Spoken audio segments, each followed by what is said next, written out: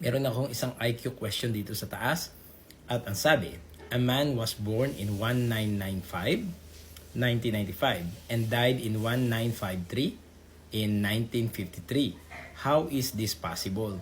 So, medyo pag-isipan nyo ng malalim. Tapos, ang gawin nyo, medyo ihinto nyo to.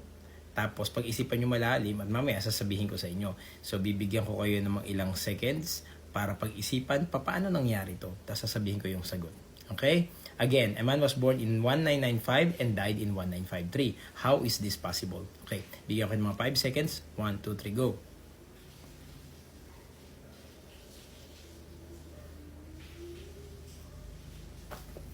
Time is up. So, ang tamang sagot ay, ito po. Yung 1995 at 1953 ay hindi mga taon. Paano mangyayaring nabuhay siya pinanganak siya noong 1995 tapos namatay siya noong 1953? Sobrang impossible yan.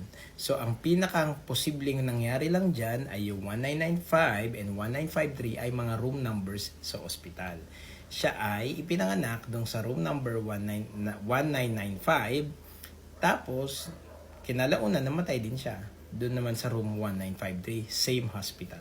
So, yun lang po ang pwedeng maging sagot dyan. Salamat!